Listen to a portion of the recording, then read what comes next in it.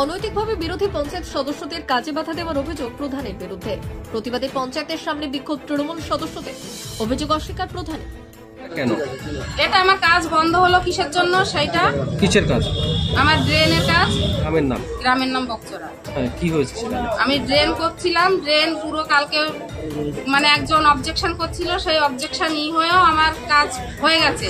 প্রধান ম্যাডাম কালকে রাত 9:30টার সময় কন্ট্রাক্টরকে ফোন করে বারণ করেছে যে ওই কাজ তুমি করবে না। এবার প্রধান ম্যাডাম কিসের জন্য বারণ করলো যে এই কাজ করা যাবে না, সেইটা আমাকে লিখিত দিতে হবে। আর উনি বলেছেন পাড়ার মানুষ, গ্রামের মানুষ সবাই ওনাকে লিখিত পিটিশন জমা দিয়েছে, সেটাও আমাকে দিতে হবে, তারপর আমি এইখান দিব। রাজনৈতিক কারণে চক্রান্ত করে পঞ্চায়েতের বিরোধী সদস্যদের কাজে বাধা দিচ্ছেন পঞ্চায়েতের বিজেপি প্রধান। অভিযোগ এনে সোমবার পঞ্চায়েতের সামনে বিক্ষোভ দেখালেন তৃণমূল সদস্যরা। ঘটনাটি ঘটেছে উত্তর 24 পরগনা জেলার গাইঘাটা ব্লকের ফুলসরা গ্রাম পঞ্চায়েতে। পঞ্চায়েতের বিরোধী তৃণমূল সদস্য পিঙ্কি রায় দাসের অভিযোগ, বকচরা গ্রামের 143 নম্বর বুথে একটি ড্রেন তৈরির অনুমতি পান তিনি। অভিযোগ, রবিবার এই কাজে বরাত পাওয়া কন্ট্রাক্টরকে ফোন করে কাজ বন্ধ রাখার নির্দেশ দেন প্রধান। এরপরই সোমবার সকালে পঞ্চায়েতের সামনে বিক্ষোভ দেখাতে থাকেন তৃণমূল সদস্য পিঙ্কি রায় দাস সহ তৃণমূলের অন্যান্য সদস্যরা। তাদের অভিযোগ, বিরোধী দল হওয়ার কারণে প্রধান বেছে বেছে তৃণমূল মেম্বারদের বিভিন্ন কাজে বাধা দিচ্ছেন। অভিযোগ, এতে রাজনৈতিক চক্রান্তের শিকার হচ্ছেন তৃণমূল সদস্যরা। সোমবার দুপুরে এই ঘটনাকে কেন্দ্র করে রীতিমতো উত্তেজনা ছড়ায় পঞ্চায়েত অফিসের সামনে। বাগযুদ্ধ থেকে হাতাহাতি শুরু হয়ে যায় পঞ্চায়েতের সামনে।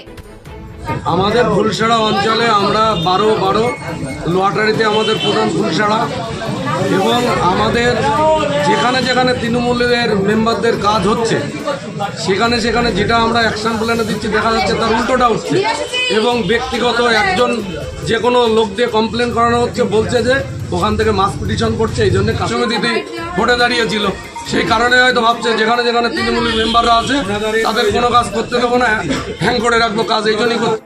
যদিও এই অভিযোগ অস্বীকার করেছে বিজেপি প্রধান। তিনি দাবি করেছেন, ড্রেন তৈরির কাজ শুরু হতেই এলাকায় কিছু সমস্যার সৃষ্টি হয়।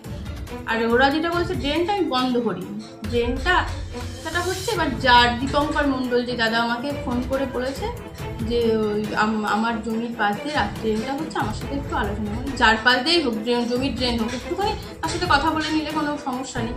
এবার সেটা ওদের সাথে যাই হোক, ওদের মধ্যে কি ঝামেলা হয়েছে আমরা জানি না কিছু। আমাকে কন্ট্রাক্টর ফোন করেছে, দিদি এখানে একটু ঝামেলা হচ্ছে, আসেন। তা আমি কালকে রবিবার ছিল, আমি বাড়িতে ছিলাম না, আমি একটু বনগাঁতে গেছিলাম।